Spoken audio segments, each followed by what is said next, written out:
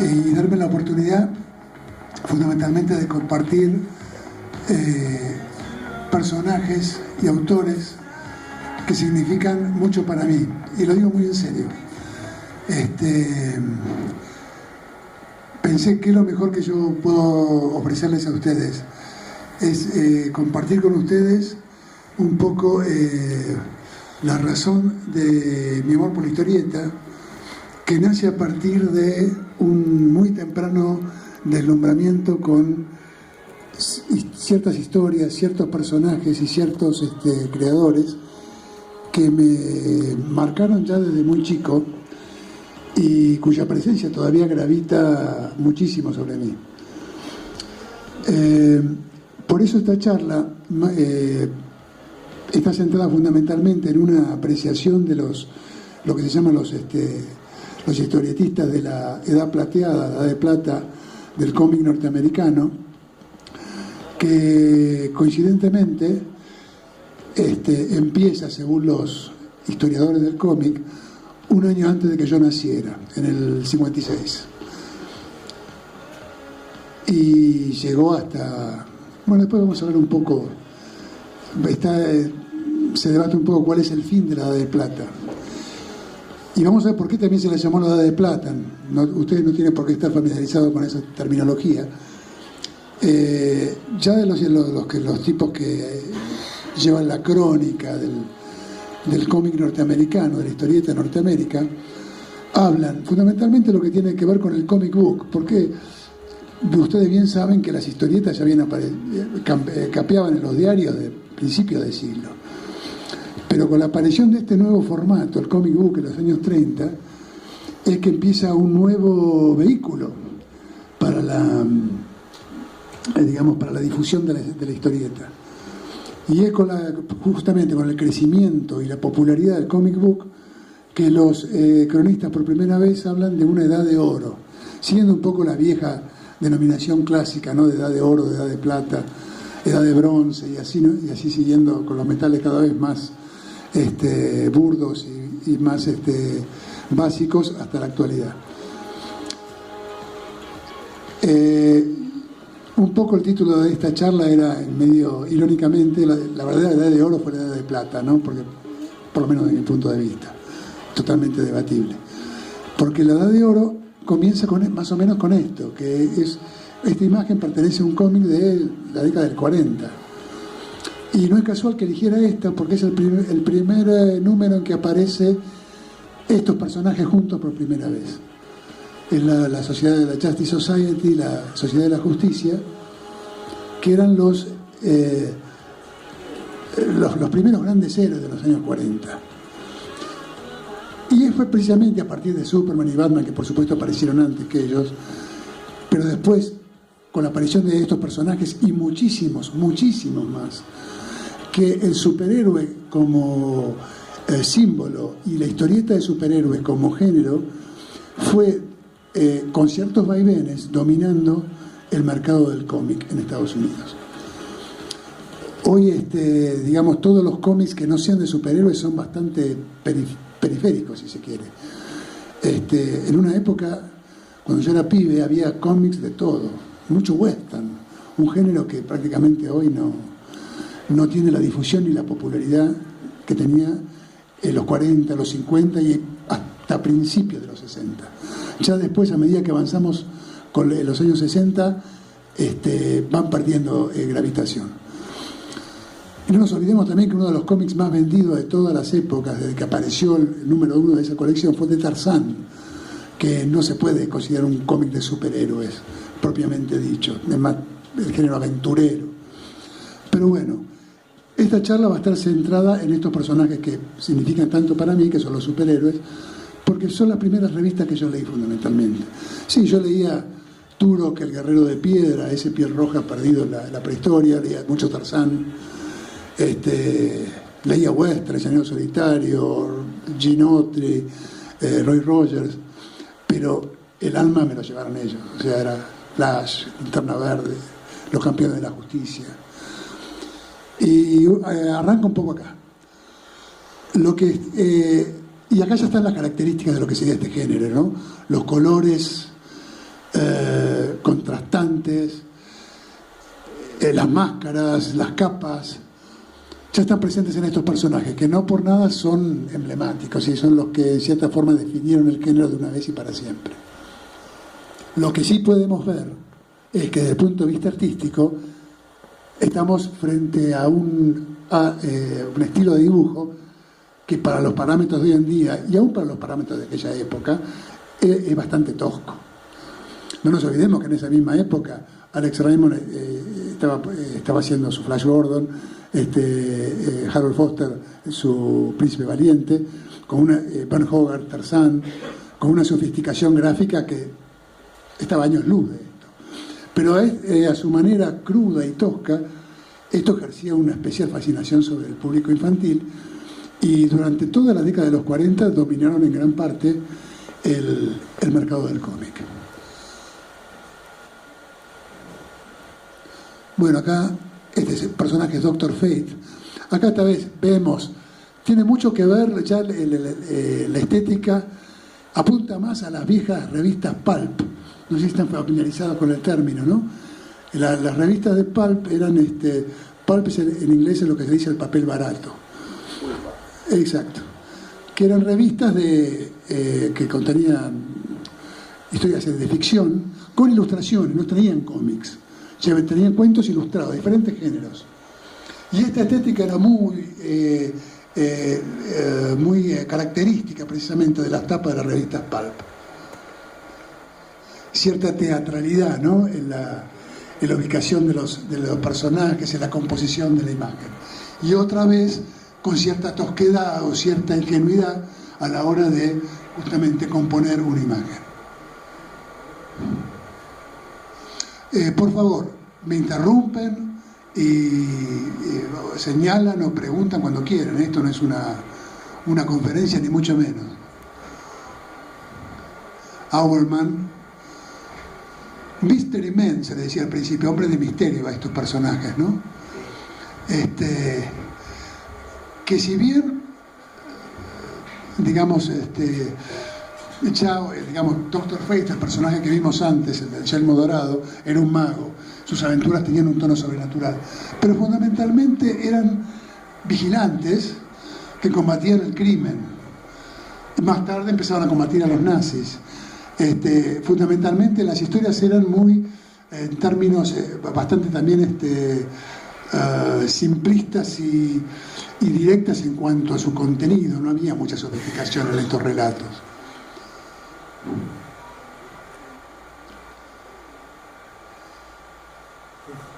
Este personaje es importante, Flash, porque de este viejo personaje de la Golden Age, el Flash de la Edad Dorada, emergería después la Edad de Plata. Tiene que ver mucho con este personaje, que en lo personal es uno de mis diseños preferidos. He leído que Neil Adams detesta este diseño, que el casco de Mercurio le parecía ridículo, que la apariencia que no le parecía. A mí me parece uno de los diseños más brillantes y más lindos que he visto. Quizás porque apunta al tema mitológico, ¿no? Que es otra cosa que me resulta muy cara.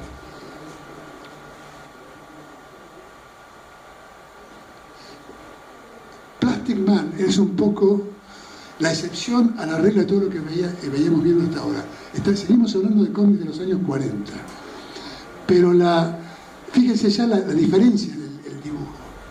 Acá hay una plasticidad, un movimiento, una gracia y hasta un extra que no se veía tanto en las imágenes que compartimos antes. Acá hay una sofisticación, hay un artista de calibre superior, que era Jack Cole.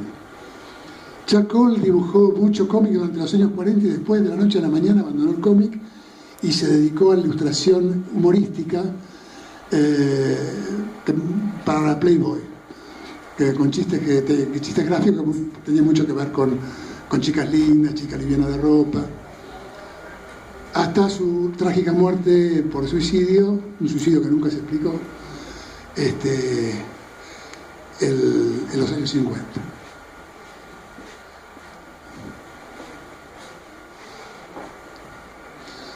quise compartir, fíjense esta página de Plastic Man. Combina realismo con un dibujo caricaturesco de una forma, esto yo creo que es una de las grandes joyas del cómic de superhéroes de los años 40. Porque tiene una gracia, tiene un humor, tiene una agilidad que no encontrábamos en las otras. Y sí con una característica muy típica del cómic de aquellas épocas, que era quizá para nuestro gusto actual, el excesivo espacio que ocupan los globos de texto, ¿no? Hoy en día esto a lo mejor no sería tan bienvenido por un lector moderno, porque los gustos cambian, las sensibilidades cambian. Pero en los cómics de Plastic Man, en el arte de Jacob, nada está quieto nunca. Siempre está todo en movimiento. Y de Plastic Man vendrían, o digamos, devendrían eventualmente Mr. Fantastic, de los Cuatro Fantásticos, el Elongated Man de Brume Infantino, y tantos otros personajes estirables, ¿no? Bueno, el cómic de superhéroes va perdiendo vigor a medida que nos movemos hacia los años 50. Por supuesto, como es natural, no hay modas que duren 100 años, los gustos cambian, las tendencias también, y cierto agotamiento del género se produce. Quizá que también una saturación de superhéroes. Y la gente se empezó a volcar a otros géneros. De tal modo que para los años 50 DC solamente conservaba, la Justice Society pasó al limbo. Todos esos personajes que estamos viendo entraron en una especie de limbo indefinido, y solo continuaron con regularidad Batman, Superman y Wonder Woman. Bueno, todos conocen, ¿no?, los problemas que hubo durante el macartismo con los contenidos de los cómics, el famoso libro de Wertham sobre lo pernicioso que resultaba la influencia del cómic sobre las mentes juveniles e infantiles. Y las editoriales de cómics estaban un poco a la deriva, tratando de ver qué podían hacer sin que les cayera todo el peso de la censura encima, tratando de descubrir qué género, qué tipo de personaje, qué tipo de historia podría cautivar al lector. Y así es que en el año 56, en una mítica reunión de la que se ha escrito mucho, en la DC, se juntaron Julius Schwartz, que era uno de los editores más importantes, Robert Kanigher, otro de los editores y guionista de la editorial, no me acuerdo, creo que estaba Gardner Fox, y Carmen Infantino, que era un dibujante, un joven dibujante, que venía a dibujar mucho western, justamente, entre otras cosas. Y estaban probando a ver con qué podemos salir, para ver con qué podemos llamar la atención al lector. DC tenía en esa época un título que justamente se llamaba Showcase. Showcase quiere decir algo así como... no se me ocurre, pero como si dijéramos la vidriera, algo para mostrar, a ver, atraer la atención de la gente, lo que tengo acá en display, lo que tengo acá para mostrarles. Showcase, número a número, mostraba personajes de diferente índole.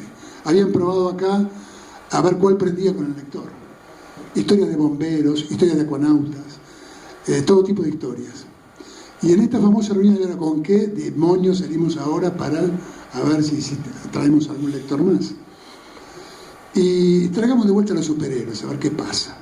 ¿Y qué superhéroe? Flash. No, pero Flash, el casco, ese diseño no le gustaba a nadie, aparentemente. Bueno, le gustaba la idea de este hombre súper veloz. Hagamos un nuevo Flash.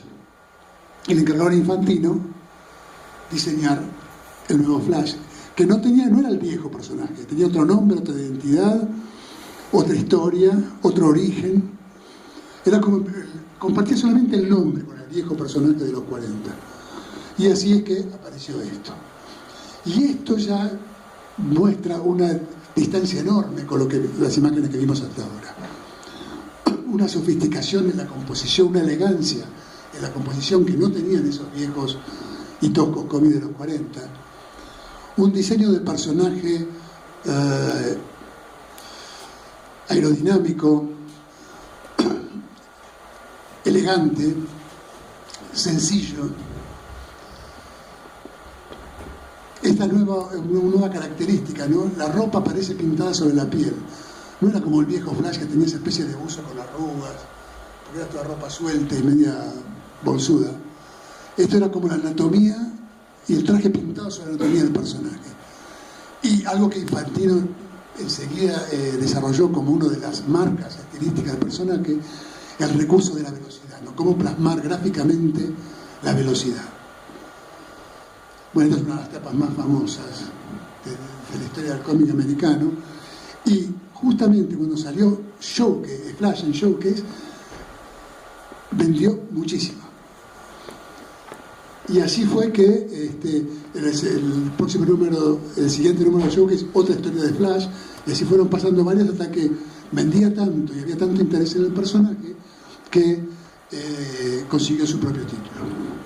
Y los jóvenes lectores, porque no nos olvidemos otra cosa también, el lector de cómic eran niños, no eran adultos, ni siquiera eran adolescentes.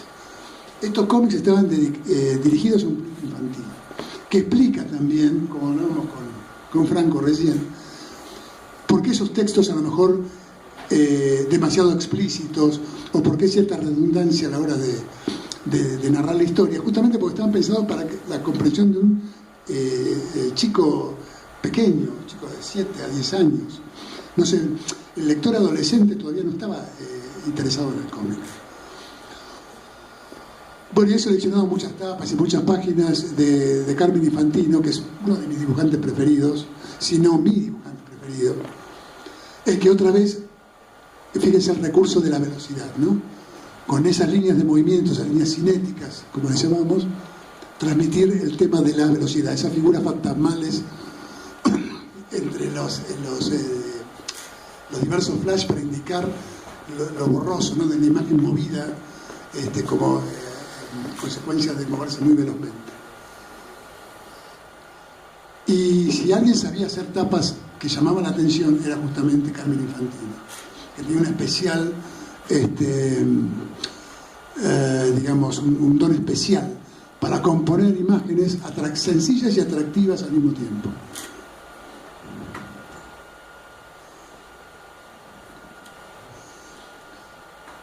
Acá otra, fíjense el tema de otra vez, la composición.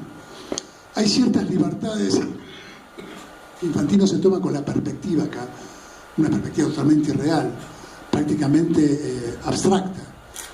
Cómo combina el realismo de la figura acá del mago en el póster con el tratamiento de la madera del títere el que se ha vuelto Flash, con un escenario plano, bidimensional, que tiene mucho también que ver con el interés que Infantino tenía por el diseño gráfico, no por la historieta, sino por el dibujo ingenioso, por el diseño gráfico puro, y que aplicó también a la historieta de Flash.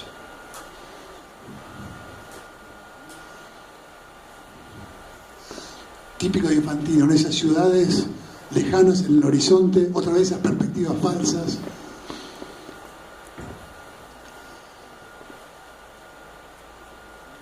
Estas tapas no estaban entintadas por Infantino. Una característica del cómic americano ya en esas épocas era la subdivisión del trabajo, ¿no es cierto? Alguien se encargaba del lápiz, otro de las tintas. Generalmente las tapas eran entintadas por un dibujante, para hablaremos más tarde, que era Murphy Anderson, que trataba de darle una carnadura más clásica a lo que, según se cuenta, eran los lápices muy sueltos y muy modernos y cuasi abstractos de Infantino.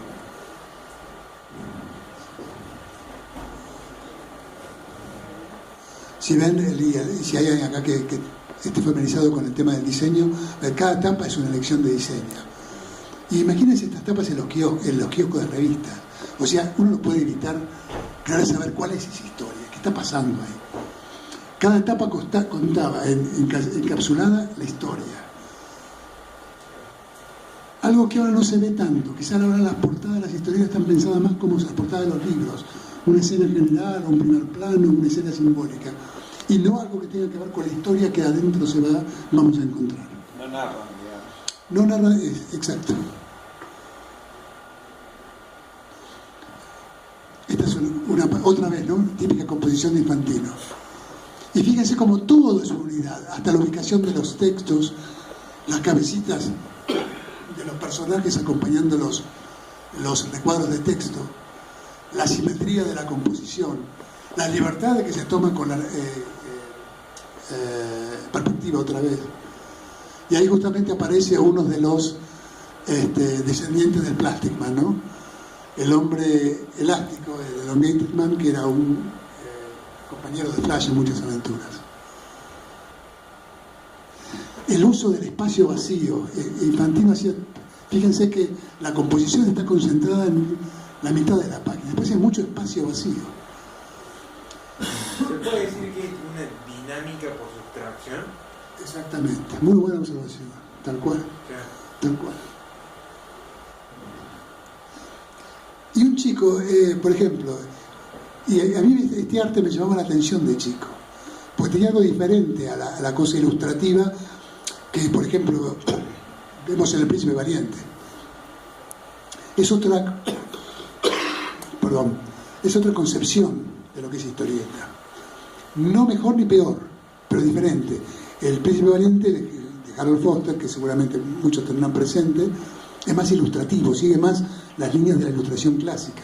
Acá ya tenemos una cosa moderna de los años 50 en cuanto a diseño, que no vemos que en esos trabajos más antiguos. Otra página de la misma historieta de Flash. Fíjense en el último cuadro el tema de la velocidad, ¿no? Sugerir la velocidad.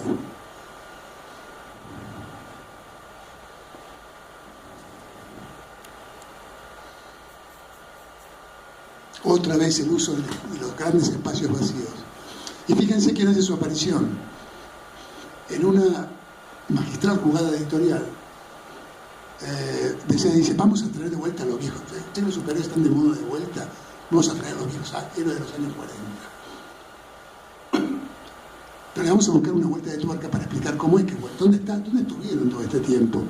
Bueno, lo que pasa es que todos esos viejos personajes no vivían acá, vivían en una tierra paralela, que es la Tierra 2. Y cada tanto los de Tierra 1 encontraban a los de Tierra 2, a los viejos personajes, todos más viejos, a los más viejos, que vivían en esa tierra paralela. O sea, y una característica, y esto me lleva a algo muy interesante, que vamos a ver después desarrollado en muchos artistas y muchas imágenes. La influencia de la ciencia ficción, uno de los géneros más en auge en los años 50 y 60, en los cómics. Porque los viejos cómics de superhéroes había más, se notaba más la influencia de la novela de misterio, de la novela sobrenatural, pero poca de la ciencia ficción. O sea, la ciencia ficción es muy básica, pero ya conceptos de las tierras paralelas, de las dimensiones paralelas, de los mundos habitados, de las razas interplanetarias, empiezan a ser muy comunes y a tener un papel muy importante en los cómics de esta edad plateada. Sí. Disculpe, para agregar algo, creo que Julie Swan fue amigo de Lovecraft. Fue agente de Lovecraft y de Bradbury también. Claro. O sea, y era un fan de la ciencia ficción, exactamente. Por eso está en lo místico, lo misterioso, en los 40, me parece. Exacto. Y la carrera espacial, todo lo que tiene que ver mucho en la época, ¿no? Lo que decís también, Quique, con respecto a las portadas que contaban las historias de adentro. Se comenta que en ese tiempo había un juego entre Carmine Infantino y Gardner Fox, en el que Carmine Infantino hacía la portada y Gardner Fox hacía la historia en base a la portada. Y que Carmine Infantino, en la famosa Flash 123, donde aparece Jay Garrick, él arma esa portada como diciendo, a ver, ¿cómo solucionas este tema ahora del...? Pero tenía algo lo que vos decís, es verdad lo que vos decís. Pero el que tenía también mucho que ver en el tema de las historias que se iban a hacer era Schwartz. Schwartz tenía el rol del editor en esa época, no era tanto como la editora actualmente, o sea, metía tanto el cuadro comunidad, la página comunidad.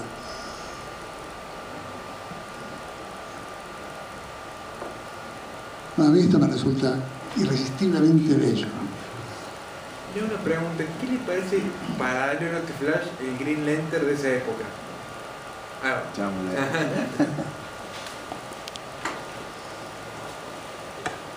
Bueno, La famosa etapa que vos decías, que es la etapa precisamente en que aparece o reaparece el Flash de la Edad Dorada.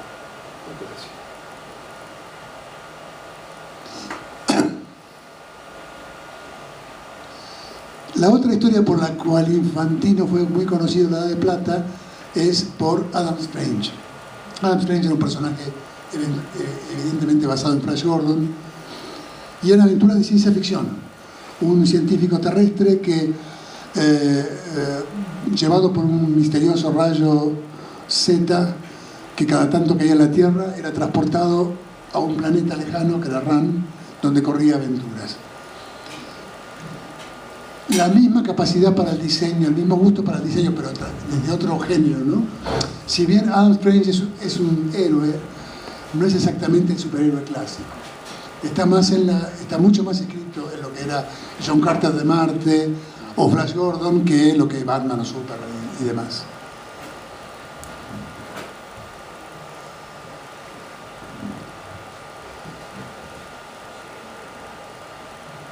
Bueno, todas tapas de Infantino, de Adam Strange, en Mystery in Space.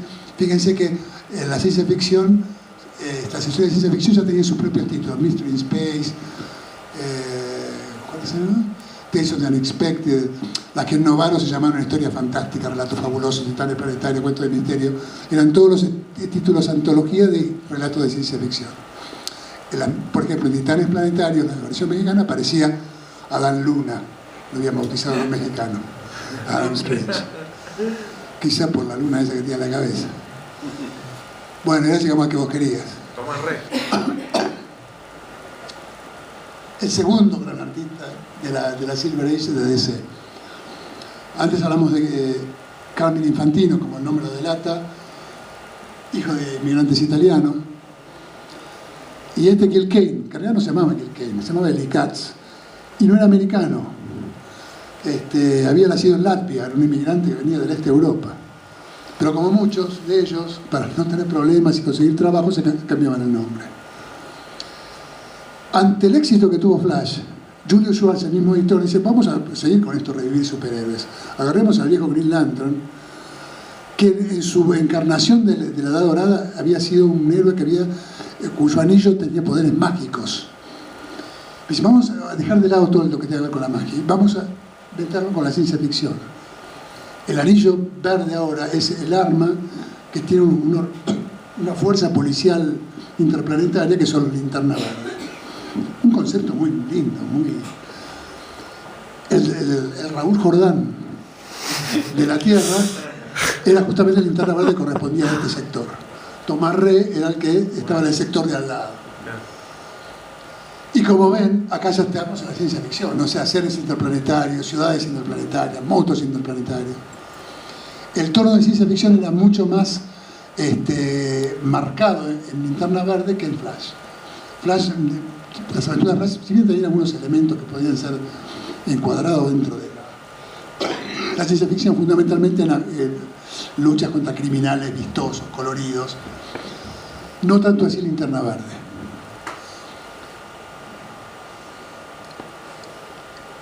Este era el famoso archienemigo de Linterna Verde, el Linterna Verde renegado, ¿no? O sea, aparte tomando conceptos que son típicos de la literatura épica, de la literatura romántica, de los mitos y las leyendas. El ángel caído, ¿no? El siniestro no es otra cosa que un ángel caído. El ángel que se rebela contra la autoridad, el ex Linterna Verde que se vuelve malo. Y entonces, ¿qué diferencia notan entre este ya temprano Gil Kane con Carmine Infantino? En cuanto al estilo de dibujo, en cuanto a su forma de retratar la figura humana. Los cuerpos. ¿Qué? Son más carnosos, por así decirlo, más voluminosos, no tan planos. Y mucho más dramático, ¿no? Mucho más barroco. Claro. Digamos, exagerada las posturas. Otra vez el mismo recurso, ¿no? La ropa pintada sobre la piel. Pero mucho más exagerada, digamos, la expresividad, las contorsiones físicas. Infantino es más gráfico, digamos. Infantino es más medido, si se quiere. Es más parco a la hora es todo muy estoy buscando una palabra. Más preciosista. No diría preciosista. Diría más como que todo lo baja un poco el volumen, ¿no es cierto? Busca más cierta elegancia que cierto exceso quizás de expresión. Gil Kane es mucho más romántico en cuanto a su retrato de la figura. Más expresivo, claro. Él seguía mucho la escuela de Bert Hogarth en Tarzán. El primero que hace estas cosas así contorsionadas y exageradas en la figura que ha sido Hogarth en su versión de Tarzán.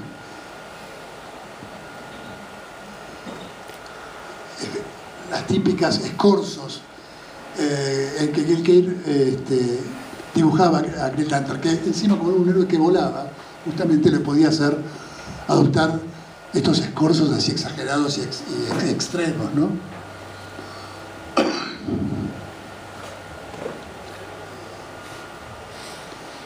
Esta es una página del...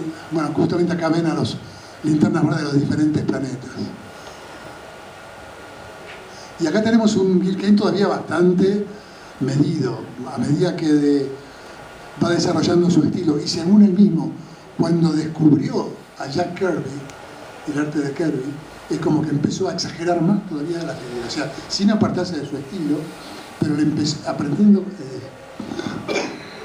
ciertos recursos característicos de Kirby, fue como acentuando y exagerando y llevando más al extremo el lenguaje corporal, sí. Y que le hago una pregunta, ya como fan de este Linterna Verde, ¿qué le parece el Linterna Verde de Jones? Con todos los colores y todo lo... ¿De quién? De Jeff Jones. Qué sé yo, me gusta mucho Linterna Verde. Leí La Guerra de Siniestro hace poco. Claro, ese autor. Toda La Guerra de Siniestro está sacada de una historia de 8 páginas que escribió Alan Moore. Sí. Lo que te demuestra para mí lo que es Jeff Jones y lo que es Alan Moore. Claro. No sé si conocen ese... Sí. En 8 páginas Alan Moore te dice la historia del universo, el fin de la Linterna Verde, una historia terrible, dramática. Jeff Jones agarró eso y después le estiró. Me gustó, me divirtió. ¿Qué pasa con el arte actual? Bueno, es totalmente subjetivo, lo que te voy a decir. Hay mucho fuego de artificio por efecto de color, mucho brillito, bueno, mucho realismo en la figura. Estos autores son realistas, pero tienen algo de romántico todavía, tienen algo de ilustrativo. Yo veo ahora como muy pensada, como si fuera el storyboard de una película, todas las historietas. O sea, se busca un realismo casi fotográfico a veces, que no tiene nada que ver con estos tipos. Y uno termina pensando, bueno, nada, la película, ya está. Acá viene una idealización del cuerpo humano, del dibujo de la figura, que no veo en esto, que dibuja muy bien. Los de ahora son preciosistas. Es de 80.000 brillitos y cositas y sombritas y contraluces, realmente por el protagonismo que tienen los coloristas ahora en la factura de un cómic. En esa época eran colores planos, sencillos, que iban al pie de la línea. Bueno, fíjense justamente las posturas de las figuras, el movimiento de las figuras, ¿no? Sí, aparte siempre cosas hiperdramáticas, la gestualidad, como cosas que no veíamos en el más recatado infantil, ¿no? Que era todo mucho más elegante y en otra clave totalmente diferente.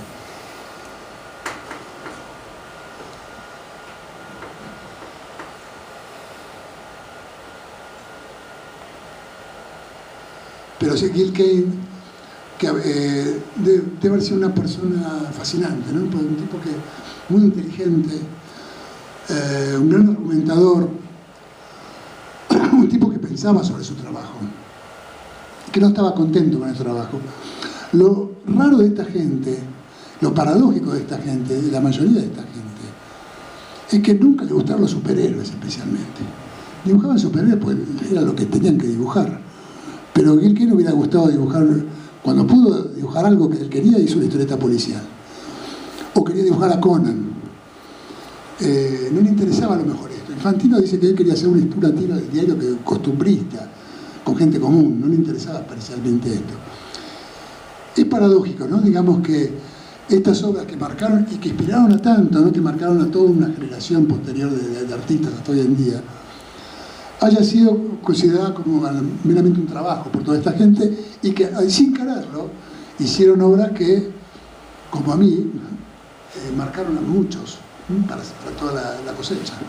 Bueno, Stan Lee mismo a la hora de escribir también, que él no era su sueño. Exactamente. Bueno, fíjense esta colección de tapas de Green Lantern, en la que vemos justamente lo que hablaba yo de las posturas, de los escorzos. Otro concepto de tapa que del que tenía Infantino. No tanto basado en el diseño, en la armonía, en la combinación de elementos en una superficie, sino en el impacto de la imagen en sí misma.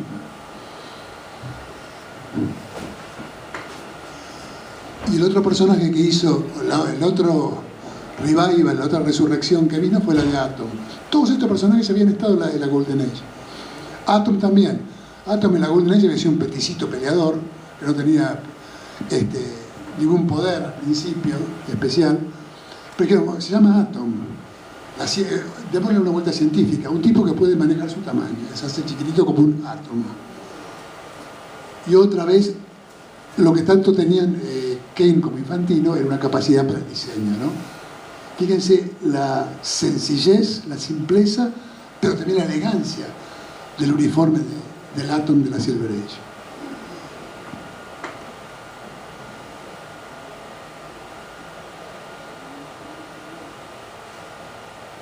Una página de Atom por Gil Kane.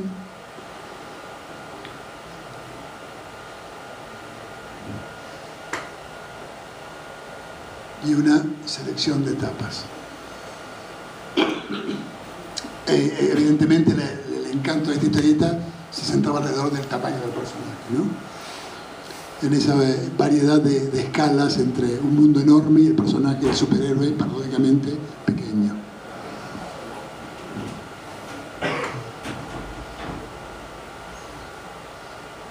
Bueno, acá justamente seleccioné una tapa de estos títulos de ciencia ficción antológicos que tienen historia de ciencia ficción, ilustrado justamente por Gil Kane. Antes de hacer Linterna Verde, Gil Kane había dibujado muchas historias sueltas de ciencia ficción en estos títulos antológicos. Ahora, ¿qué chico de 10 años podía resistir esta tapa? Claro. En una época que no estaba ni Star Wars, a lo sumo teníamos el Capitán Marte y el XL5, y para de contar, en cuanto a ciencia ficción en la televisión, y películas de ciencia ficción, películas de clase B, que pasaban los sábados, o sea, no teníamos la parafernalia visual y estética y la abundancia de referencias que tenemos hoy en día. Rumbo a lo desconocido en televisión y chao. Claro, y el uso del color también, ¿no? También.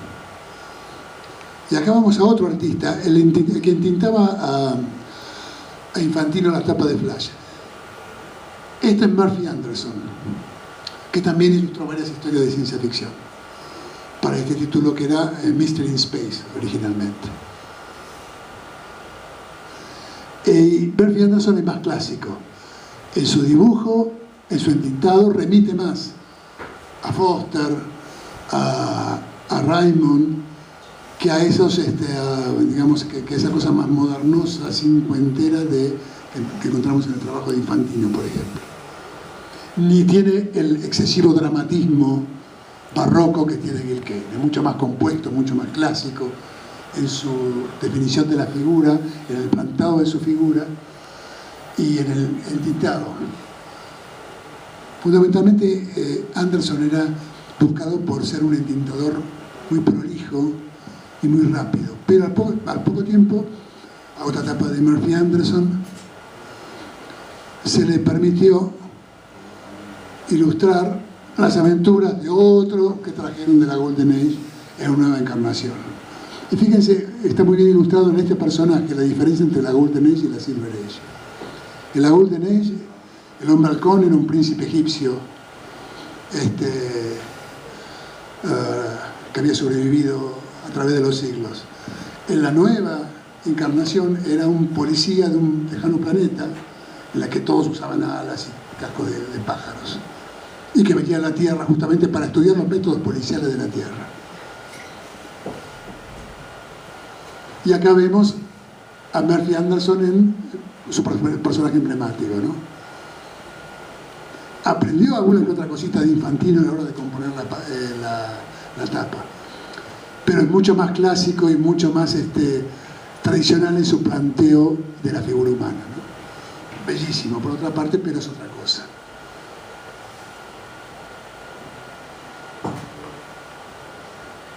Y también hizo por un poco tiempo a otro náufrago de la Golden Age, el Espectro, que no tuvo el éxito que tuvieron otros personajes, quizá porque se trataba de un muerto. El espectro es un espectro, es el espectro de una persona muerta.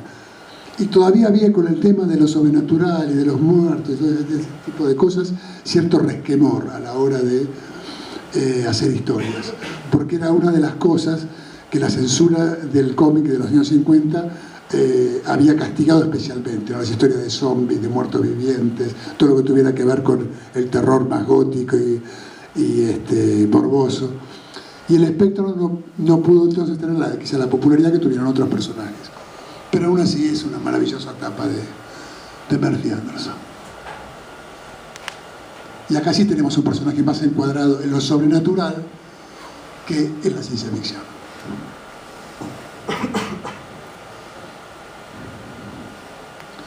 Acá tenemos a Murphy Anderson entintando a Mike Sekowsky, que fue el que ilustró la nueva versión de la Justice Society, que ahora pasó a ser la Justice League, en mexicano Los Campeones de la Justicia, o como le decimos ahora, la Liga de la Justicia. Es como que el pasado a tinta de Murphy Anderson oscurece o tapa totalmente el arte original de Mike Sekowsky, que era muy diferente. Fíjense, este Mike Sekowsky, mucho más geométrico, mucho más sencillo, mucho más engañosamente tosco a la hora de plantar la figura, mucho más geométrico, pero para mí con una calidad estilística muy llamativa y con la capacidad también de mover todos estos tantos personajes por página, ¿no?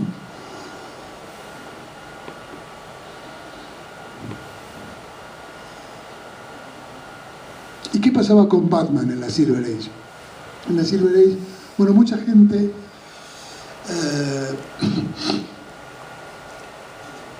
no le gusta o considera esta época de Batman, o cierta época de Batman al principio de la Silver Age, como una de las peores del personaje. Una del personaje que estuvo más lejos de sus raíces, según muchos. Y acá vemos por qué. Elementos de fantasía o de ciencia ficción con un personaje que mucho no se prestaba quizás a ese tipo de historias. Acá el perro de Batman, también un invento de la Silver Age, ¿no? A Batman inventaron una familia como a Superman, el Batiperro, el Batiduende, el Batimujer, la Batichica, la primera Batichica, no la otra. El Batimayordomo. Bueno, pero Alfred siempre estuvo en otra cosa. Pero bueno, sin embargo, a mí me gusta mucho esta época de Batman, porque refleja, digamos, llevaron a Batman todos esos tópicos de fantasía, de quizá medio bizarros, medio excesivos, que se encontraban en otros títulos. Y lo que sí era llamativo, que a mí, sin embargo, a mí me ejerce un atractivo especial, era el estilo gráfico que tenían las aventuras de Batman, muy pegado al de la Golden Age. El que dibujaba Batman en esta época era Sheldon Moldoff. Ustedes todos sabrán la historia de Batman y los artistas que dibujaron Batman. Bob Kane, si dibujó 1 o 2 números, es mucho. Bob Kane, el que se consideraba hasta hace poco el creador de Batman. Sabemos ahora que no fue así. Batman fue una co-creación entre Bob Kane y Bill Finger.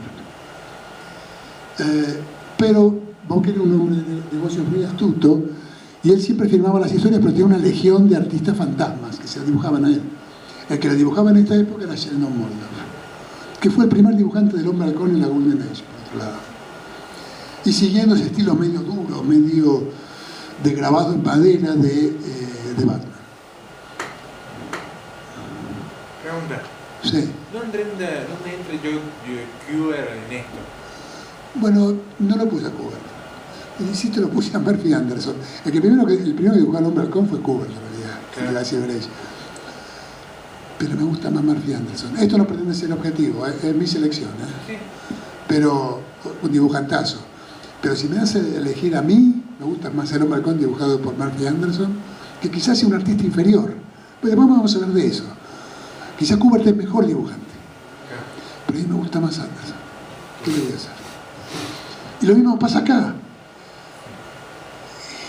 Es un dibujo, desde muchos puntos de vista, puedo entender las críticas a este estilo de dibujo, pero me resulta, no sé, tiene algo que lo hace medio extraño, medio, parece marioneta, quizás porque veía las marionetas yo en televisión de Supercar y Capitán Marte, ¿no? Tiene algo medio irreal, que le da cierto encanto a Batman que solamente se encuentra en esta época. Bueno, acá tiene el Batiduende, el Batmito, el Batman, que da la respuesta al Mixie Speedlink de Superman, ¿no?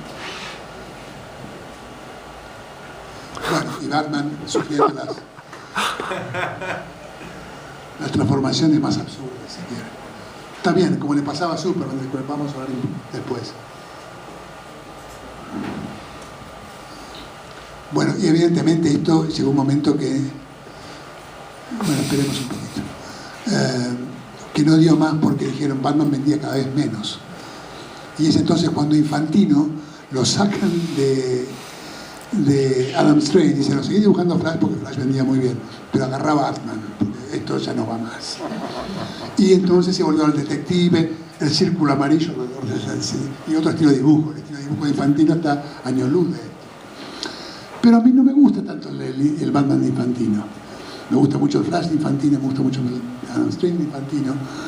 Pero este Batman absurdo, ridículo, inclasificable, tiene algo que a mí me sigue llamando la atención. Y esa misma amor por lo bizarro lo vemos aplicado a otros títulos de la Silver Age que nada tenían que ver con este tipo de cosas. Thomas, que era un viejo personaje que arranca en los 40 también, que era un luchador contra los ingleses en la guerra de la Revolución Americana, precisamente, pero en esta misma época le hacen correr aventuras, o sea, sigue peleando contra los casacas rojas y contra los Mohawk y contra los Pilas Rojas y demás, pero le meten este tipo de cosas. Mucha gente puede traer esto como una traición a la esencia del personaje, pero no deja de tener para mí también su encanto, que refleja el espíritu de la época. Acá tenemos, el dibujante era Frank Ray, que dibujó Tomahawk durante años. Otra etapa, fíjense esto, el jefe indio extraterrestre, el nombre de esta aventura, ¿no?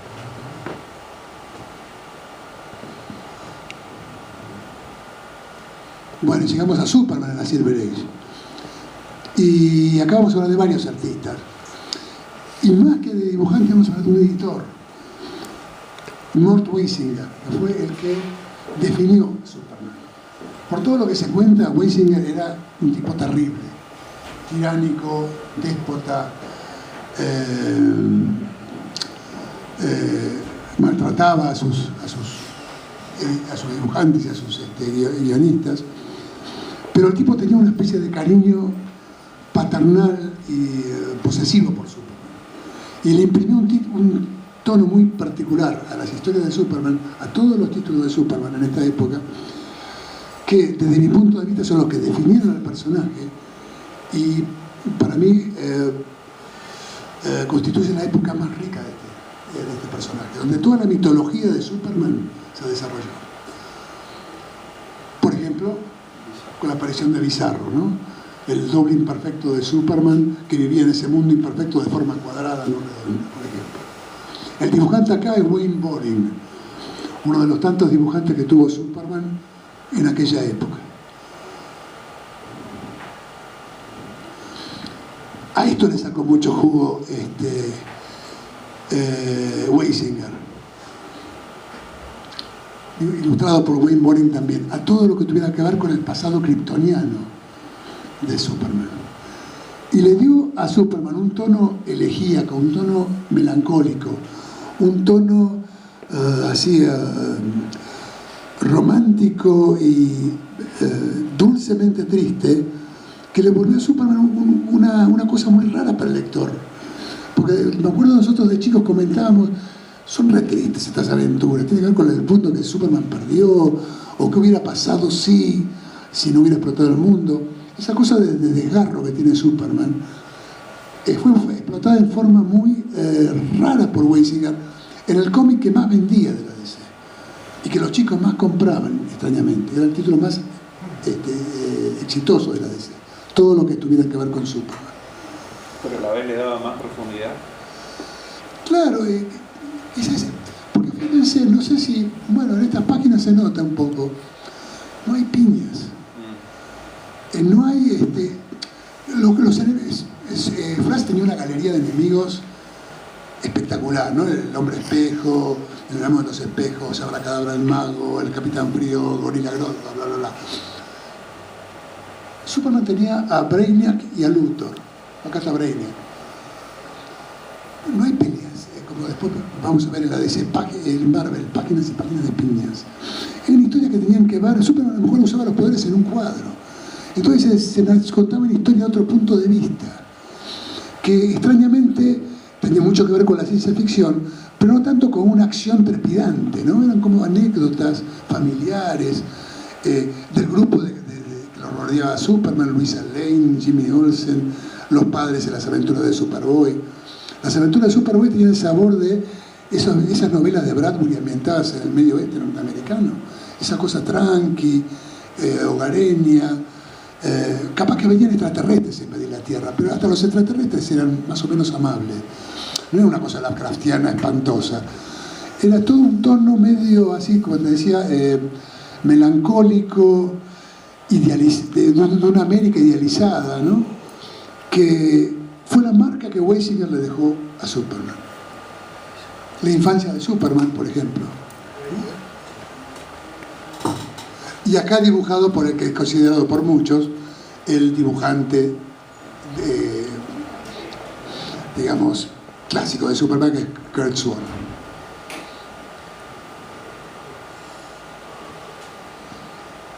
The Last Days, los últimos días de Superman, todas esas cosas siempre con la muerte, rondando las aventuras de Superman, otra vez ilustrado por Curt Swan.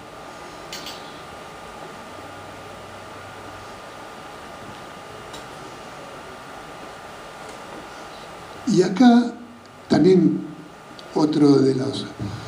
Estos salían Adventure Comics, que eran unos títulos que tenían que ver con Superman, como backup, como historia de relleno. También en un momento empezaron a aparecer historias en el mundo bizarro. O sea, historias, aventuras, Superman no aparecía en estas, o aparecía muy de vez en cuando, pero protagonizadas por los bizarros. Y dibujadas por uno de mis dibujantes preferidos, John Forte, que para muchos es un dibujante mediocre, que no existe. Si le invitamos a Andrés Accorsi a entrar y dar su opinión sobre John Forte, o pregúntele de lo que piensa sobre John Forte. Pero otra cosa que yo encuentro en John Forte es algo parecido a lo que encuentro en Moldo. Cierta cosa infantil, ingenua, pero al mismo tiempo muy extraña. Forte es el que desarrolla esto, otro de los adiciones a la gran mitología de Superman, ¿no? La legión de superhéroes del siglo XX. Hasta el paisaje, la forma que está tratada el paisaje, la forma de la figura, la forma que está compuesta, no tiene nada que ver con la elegancia de la composición de Infantino. Es bastante infantil, si se quiere, bastante primaria la composición de la figura. Pero transmite una atmósfera particular, que era esa visión del futuro que tenía Weisinger. Un futuro que también los legionarios se mueren, tienen historias trágicas, luchan contra razas extraterrestres malvadas, pero todo es como luminoso, todo es como utópico. No hay ninguna sensación apocalíptica del cuarto mundo de Jack Kirby, por ejemplo, ¿no es cierto? Seguimos con John Forte. Y si usted, la forma en que vuelan esas figuras es muy estática, parecen muñecos, no parecen realmente animales. Pero acá lo que a mí realmente me llama la atención son las concepciones de esa criatura. O sea, tenía una capacidad para inventar este futuro, para darle, parecían juguetes, parecía como una historia dibujada por un chico grande. Y para mí por eso tiene una magia. No hay obra de... Lo he rastreado la obra de Forte por todos lados, pero es un tipo que me... Hasta parece que me obsesiona su arte, ¿no?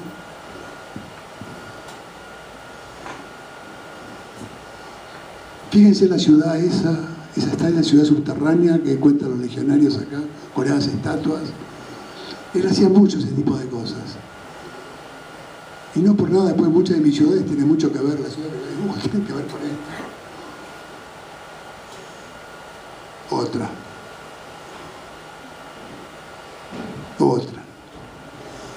Aparte de los conceptos, fíjense, ¿no? El mundo de los robots muertos. Esos enormes gigantes mecánicos creados para servir a los humanos se rebelaron contra ellos y echaron a sus amos. Y después, incapaces de repararse a sí mismos, gradualmente fueron deteniendo, se fueron parando y murieron. En un cuadrito solo tenés una historia de ciencia ficción, un concepto. Esto es lo que tenía la Silver Age. Los tipos tiraban en un solo cuadro un concepto para decir, chau, acá tenés el germen de una historia.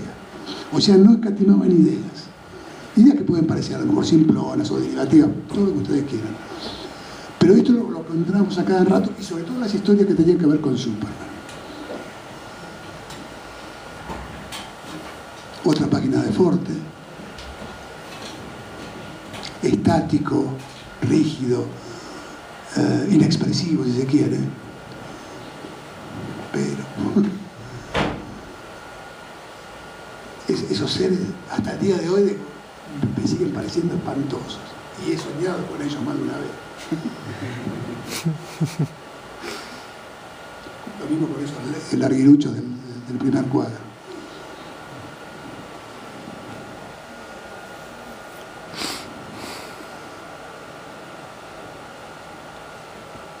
Pero es ciencia ficción, pero es ciencia ficción media hasta bucólica y pastoril, ¿no? Con ese bosquecito. El cuartel de la Legión, que siempre me pareció, ¿cómo entraban en eso tan chico? ¿Cómo era? ¿Dónde estaba la cuartel? ¿Estaban abajo? Porque estos chicos, esa cosa absurda.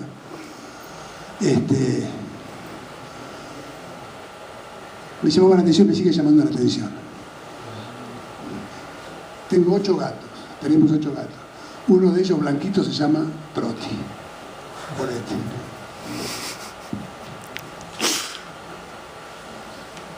Bueno, seguimos con la ciencia ficción, cambiamos de dibujante. Acá es otro dibujante más escrito en lo que sería la soap opera. Así como teníamos a Adam Strange, también lo teníamos al Space Ranger, o como lo llamaron en la mexicana, Seguridad del Espacio. El dibujante acá es Bob Brown. Tengo una consulta aquí con respecto a lo del ejemplo que vimos. ¿Qué opina de Al Plastino? Me gustan todos esos dibujantes. Acá te muestro los que más me gustan a mí. Es una selección muy personal. No son los únicos, pero son los que más me marcaron. Al Plastino, Jim Mooney, me encanta, que dibujaba Supergirl. ¿Cómo se llamaba? Que dibujaba Luisa Lane. Schaffenberger, otro dibujantazo. Otra etapa de Bob Brown.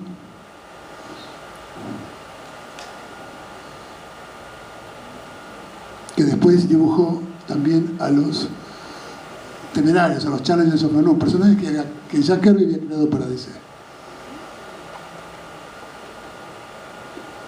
Dibujantes cuyos nombres a lo mejor hoy en día no son tan recordados, pero que son parte de este periodo.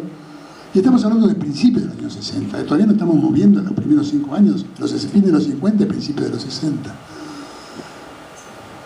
También Bob Brown hacía las tapas de la Doom Patrol, que escribía Arnold Drake y que ilustraba Bruno Premiani, artista italiano que trabajó en nuestro país para Patorucito, que murió en nuestro país trabajando para Anteojito, pero que vivió durante un tiempo en Estados Unidos y fue el que creó con Arnold Drake la Doom Patrol. Las tapas, sin embargo, las hacía no Premiani, sino Bob Brown. Grandes tapas también.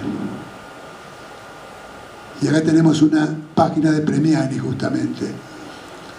Premiani no sé usted, pero Bruno Premiani era un dibujantazo. El tipo dibujaba cualquier cosa. Seguramente muchos de ustedes conocerán el famoso libro sobre el caballo que le hizo acá a la Argentina, que es un poco el libro clásico para los dibujantes de caballos, ¿no?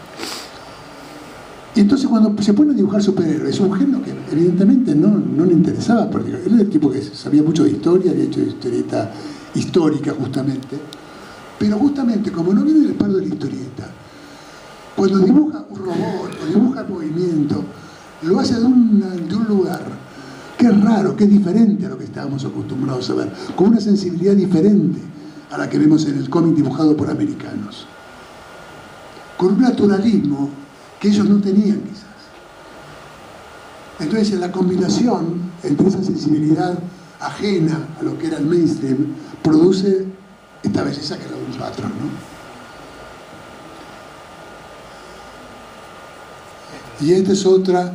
Acá tenemos que hablar de dos, porque siempre trabajaron en dupla.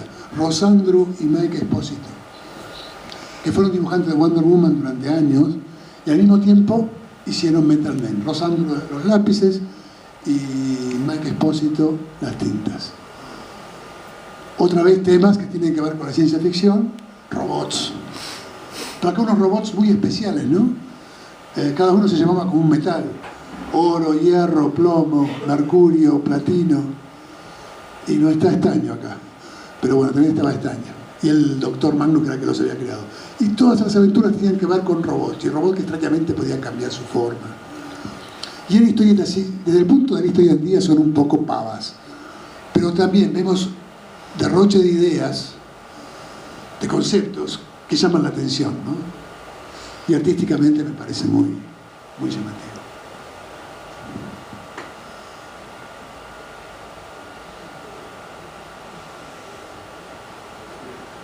Eran robots con sentimientos humanos que llamativamente se morían cada 2 por 3.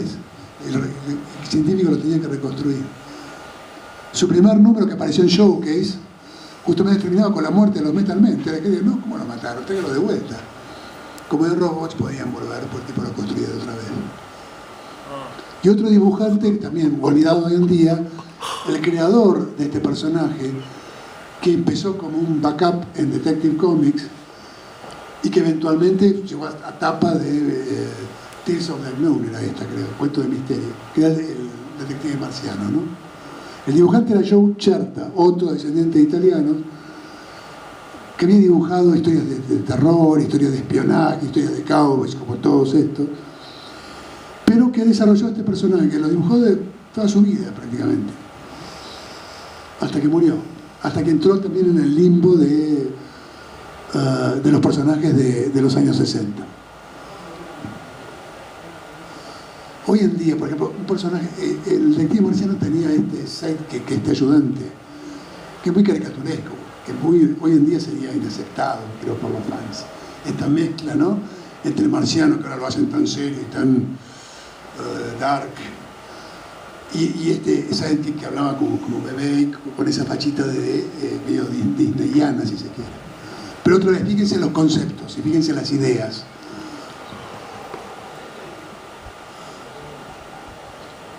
Más historias de Joe Certa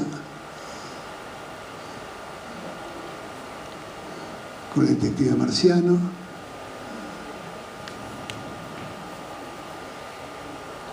Y el último que quiero, espera, y volvemos para atrás, Nick Cardy, otra joya, ¿no?, de la Silver Age, que dibujó Aquaman después de Ramón.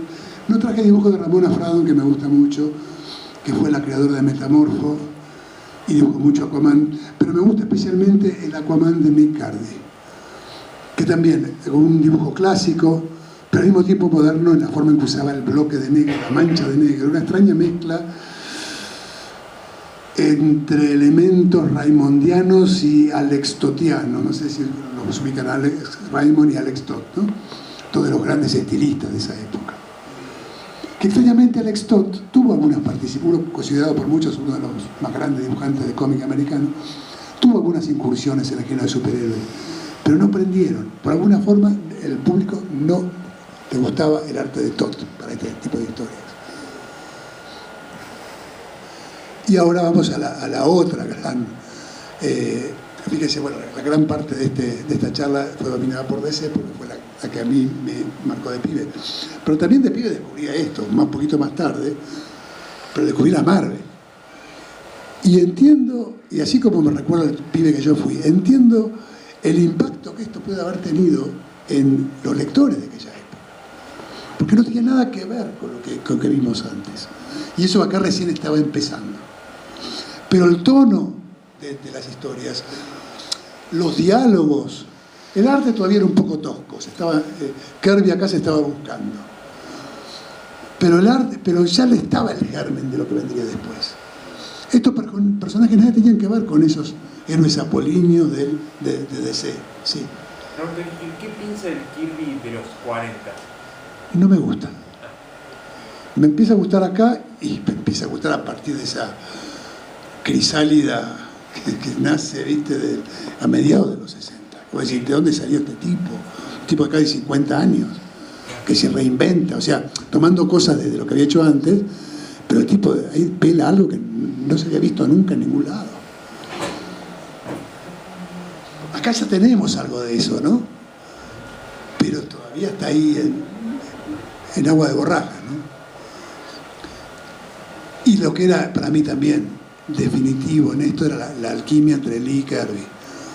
Si bien se le pega mucho a Lee, y esto es una opinión totalmente personal, la voz de los personajes se la dio Lee. Y no es lo mismo Los Cuatro Fantásticos que El Cuarto Mundo. A mí me gusta mucho El Cuarto Mundo, pero Kirby escribiendo sus propios guiones no logra lo mismo que lograba cuando estaba con Stan Lee, que les hacía vivir a estos personajes de otra manera. No, aparte leyendo también DC versus Marvel de esa época, se nota la diferencia en los diálogos. Totalmente. Que son de 100% de Stan Lee. Sí, totalmente. Sin embargo, vos fíjate, la Marvel era un poco esto, era mucho más maniquea o simplista a la hora de construir historia. Los Cuatro Fantásticos contra Doctor Doom, los Cuatro Fantásticos contra Submarine contra los X-Men contra Spider-Man contra Namor. O sea, ese era el truquito. En la DC había más preocupación por las historias, por los conceptos, me parece. Acá era más acción, piña, acción que nunca para, personalidades, todos los héroes de DC son un poco de cartón. No hay mucha diferencia entre Bruno Alba y Raúl Jordán. No hay mucha diferencia. Las personalidades son parecidas. Pero acá tienen personalidad. Y eso es Stan Lee.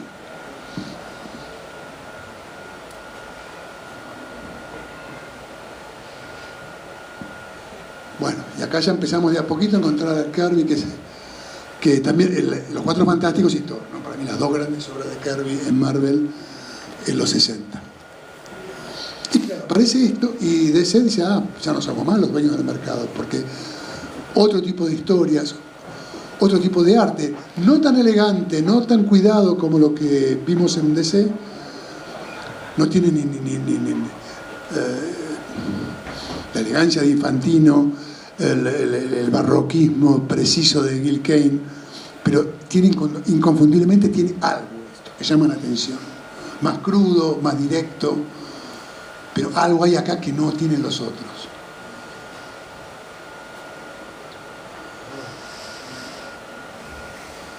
Y después del 66. Eso te vuela la cabeza, ¿no? Porque te vuela la cabeza. Pero claro, desde el punto de vista anatómico, vos lo ves y está todo mal. Es clásicamente anatómico. Ese monstruo, ¿cómo cierra la boca? ¿Cómo es el enganche de ese brazo? ¿Qué músculos son esos? ¿Qué es este escorzo? No cierra nada desde el punto de vista. ¿Se cortó esto? Se corta, sí. ¿Pero me escuchan? Sí.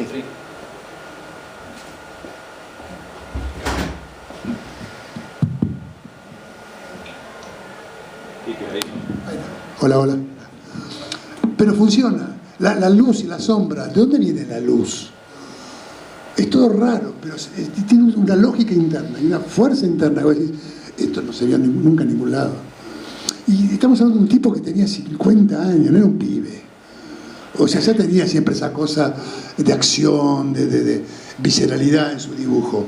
Pero acá ya pega como una vuelta estilística. Hay una cosa, inventa una gramática para la figura humana y para el dibujo de superhéroes que nadie había hecho antes. Y acá acompañado por el pseudo shakespeariano pomposo de diálogo de Stan Lee, que también quedaba en torno. Y el otro gran innovador de Marvel, quizá hasta más raro que Kirby en muchos aspectos, si rascamos un poquito, era este. Fíjense lo que es esa tapa.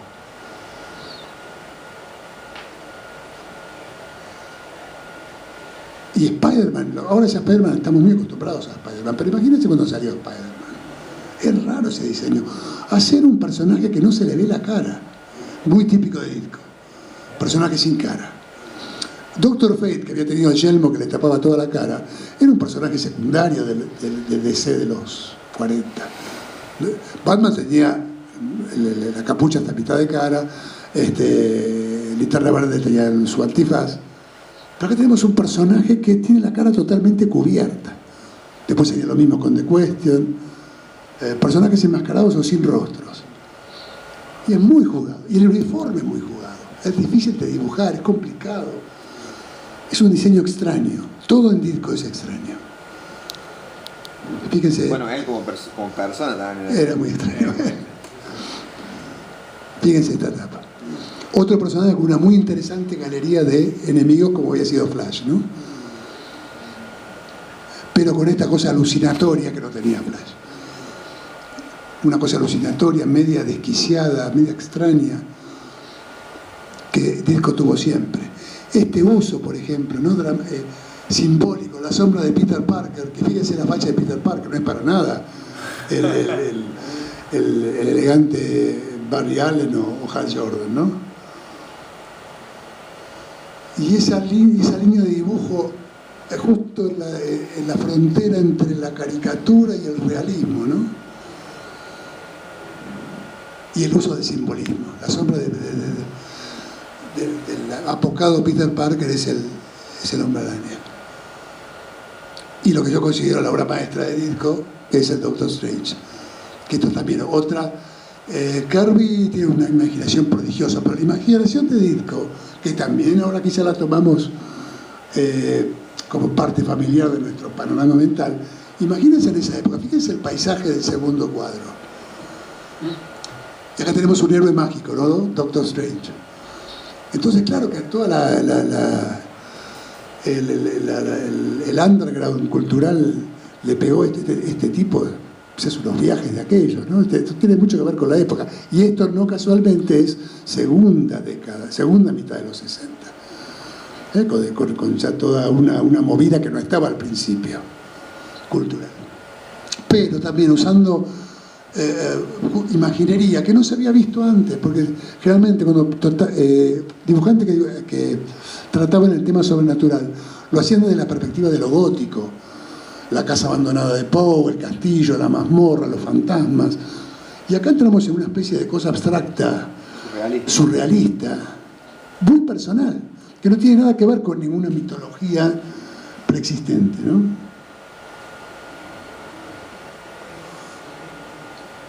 Lo que es este personaje, Eternity.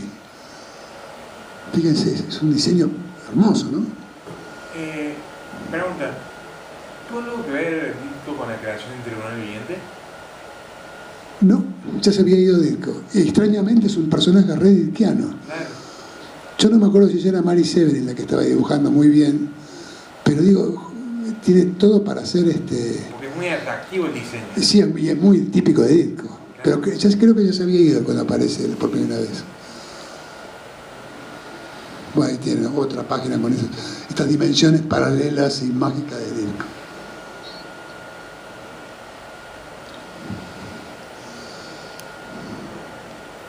Que al mismo tiempo podía dibujar los pliegues de esa ropa que el Doctor Strange anima y hace caminar sola.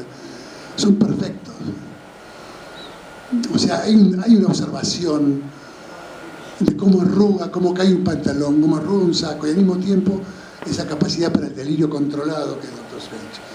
En un hombre tan raro, tan difícil de entender y de sondear como fue Ditko. Bueno, y con esto terminamos el recorrido, pero sería lindo recordar las caras de la gente que dibujaba esto. Jack Kirby, Stan Lee, un jovencito Stan Lee, Ditko. Una de las pocas fotos. Sí, una de las pocas siempre aparecen porque ahora están apareciendo fotos de Ditko viejas muy raras. John Forte, el de la Legión de Superhéroes. Kurt Swan, dibujante de Superman. Joe Chertal, el creador de Martian Manhunter. Ross Andru de los Metal Men y Mike Esposito, su entintador. Arnold Drake, guionista de la Doom Patrol. Bruno Premiani, dibujado por él mismo. Murphy Anderson, Mike Sekowsky, Gardner Fox, John Broome, que fue el guionista de Flash y de Linterna Verde. Extrañamente parece el hermano gemelo de un dibujante argentino, Silvestre Silagui. Gil Kane y Carmen Infantino.